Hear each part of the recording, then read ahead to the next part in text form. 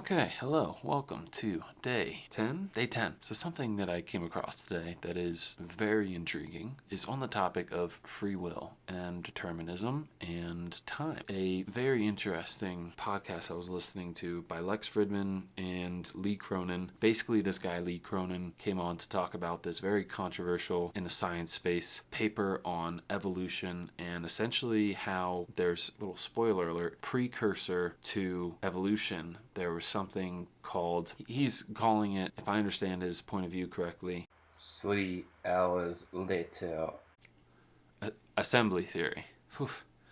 Dropped it from my mind. So assembly theory essentially deals with the complexity of molecules and organisms. Now, how this complexity is measured, I can't remember the very specific details. He was been on his podcast a couple times, and I think the one prior to this one, he had not published a paper or not successfully yet. I can't remember. He went through a bunch of rejection in that area because it was, as I said, controversial. But one thing that I found very interesting that they covered in there was on the topic of free will and determinism. Lee Cronin kind of indirectly tried to prove through explanation, through logic, that if you believe in free will, then time is fundamental to the universe. So kind of by association, if time is fundamental, then there is such a thing as free will. So another piece of this is Lee at one point, I think several points actually, said that because the universe is not large enough to contain all of the future, which is a hard one to wrap your head around.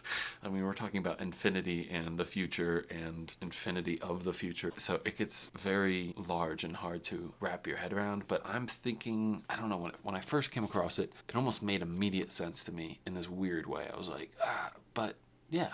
That makes sense because the universe is expanding at a certain rate, right? But if we're talking about infinity and time, the universe just to contain the present moment, which is what's so fascinating about the present moment. And this was a beautiful thing that I took from listening to this conversation is there were so many parallels in exactly what they were saying and these other ideas that have been bouncing around in my head, like the present moment and different like meditative practices that talk about how the present is the only thing that exists. And that's kind of something that I think is, I don't know, in the zeitgeist right now, but it's really cool to see that kind of woo-woo almost parallel in the meditation spirituality space and how there's some similarities to what they're talking about purely rationally and logically in this kind of sciencey conversation and just how, wow, it's another way to see how impactful and how powerful the present moment is when you think of it in that way, because the universe is infinite. Yet it cannot contain all of the future, which that leads to, okay, so time, this is where Lee Cronin says this a few times, but I'm not sure if Lex really fully agrees, but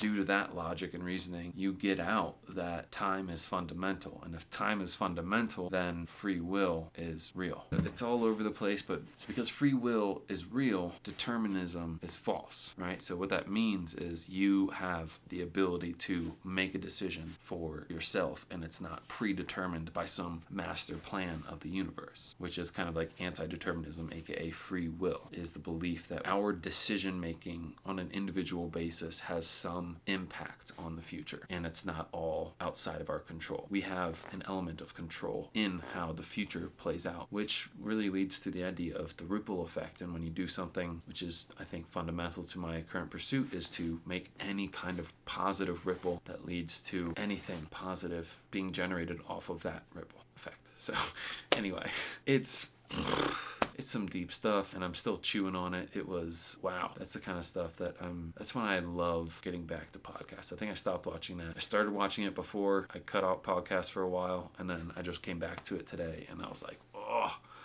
it's just one of those things when you finally get into the perfect headspace to take in some kind of material, and it's just like one of my favorite things about frick, man, being alive.